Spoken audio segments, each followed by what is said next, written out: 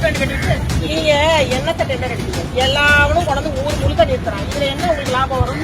இந்த 8ஆம் நம்பர் கடை யார் கடைமா? திறக்கவே இல்லையா? ஒரு நாளுமே திறக்கலையா அந்த கடை? அதான் என்ன பொருள் விற்கிறாங்க? நான் ஓட விட மாட்டேன். இல்ல பஸ் ஸ்டாண்டுக்குள்ளதான் வந்துட்டு போனோம் எல்லா பஸ்ஸும். ரோட்ல யாரையுமே ஏற்றக்கூடாது. பார்க்கிங் யார்டு மாதிரி நிறுத்திட்டு இருக்காங்க. அந்த பஸ்ஸுக்கு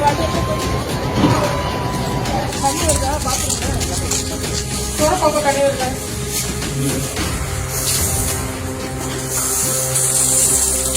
மக்கள் பயன்படுத்துற மாதிரியே தெரியல.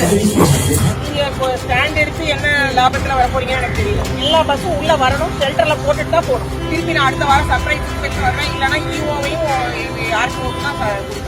பெண் சிங்கம் கர்ஜிப்பது போல் பேருந்து நிலையத்தை அதிர வைத்த மாவட்ட ஆட்சியர்.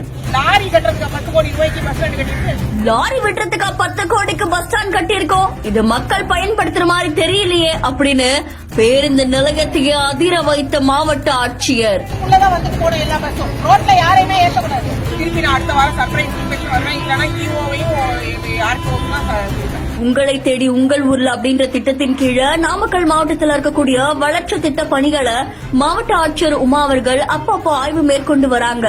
இந்த நிலையில நாமக்கல் மாவட்டம் திருச்செங்கோடு அடுத்து இருக்கக்கூடிய மல்ல சமுத்திரத்தில் இருக்கக்கூடிய சிறப்பு நிலை பேரூராட்சி பேருந்து நிலையத்துல மாவட்ட ஆட்சியர் அதிரடி ஆய்வு மேற்கொண்டிருக்காங்க. அப்போ பேருந்து நிலையத்துக்குள்ள அங்க இருக்கிற பேருந்துகள் வராம வெளியிலேயே போறதால 10 கோடிக்கு இவ்வளவு பெரிய பேருந்து நிலையம் கட்டியும் ஒரு பிரயோஜனமும் இல்ல.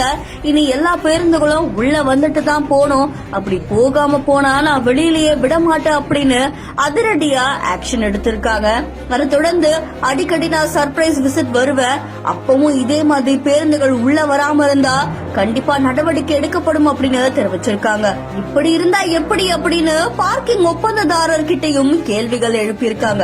அது மட்டும் இல்லாம பேருந்து நிலையத்தில் இருக்கக்கூடிய கழிவறைக்கும் போய் தண்ணி நல்லா வருதா, சுத்தமா இருக்கா அப்படின்னு சொல்லி பார்வையிட்டு இருக்காங்க. இந்த காட்சிகள் அங்க பெரும் பரபரப்பை ஏற்படுத்தியிருக்கு.